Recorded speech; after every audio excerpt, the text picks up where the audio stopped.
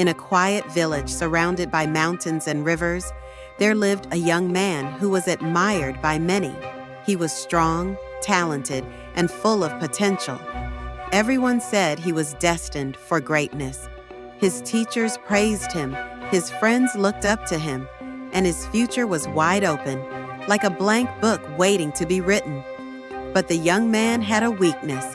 He carried inside him a hunger, a fire that was not physical but emotional, a longing to be touched, desired, wanted.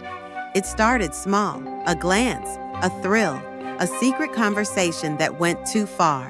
And soon, the fire grew. He began chasing sensations, not connection. Pleasure, not purpose. He believed he was in control. After all, he could stop whenever he wanted. But he didn't. One evening, he went to visit an old hermit who lived alone near the forest. This man had once been a warrior, feared and respected, but now he lived simply in silence. The young man had heard rumors that the hermit had once lost everything due to a mistake he never spoke of. "Why did you give up everything to live out here?" the young man asked boldly. "You were powerful once. Why throw it away?" The hermit looked at him with eyes that had seen storms.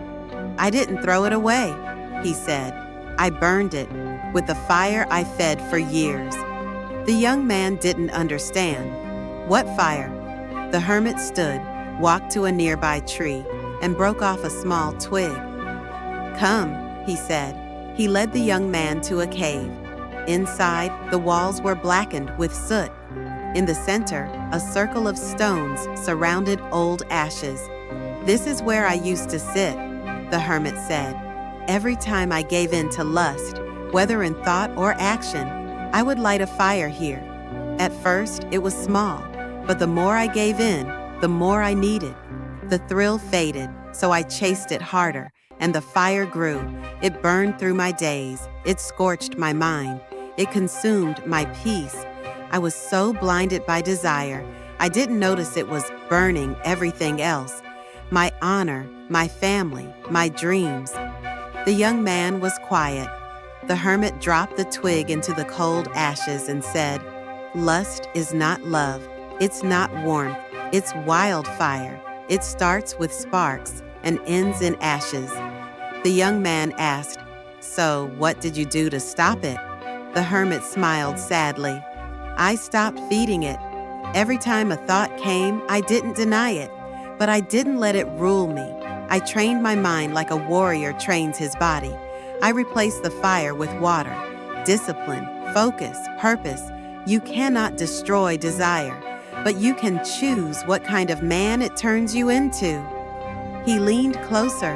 Ask yourself this: when you're old and looking back on your life, do you want to remember moments of self-control or a trail of people you used and left behind? Lust is not just about physical desire. It's about craving something that gives you momentary pleasure but slowly steals your peace, focus, and dignity. It feels good in the moment, but it leaves you emptier every time. Every time you give in, you feed a fire that wants more. But every time you say no, you feed your strength. The world glorifies lust, wraps it in beauty, sells it like candy, but it does not show our emptiness afterward. The guilt, the wasted time, the shattered self-worth. No great man or woman ever reached true success by chasing lust.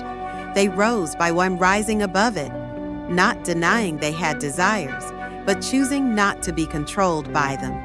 Discipline is not punishment. It is protection. Don't burn your future for a feeling that won't last. Build a life so rich, so full of love, creativity, and purpose that you no longer feel the need to be filled by things that fade. You are more than your urges. You are what you choose to do with them. So stop feeding the fire and start feeding your future.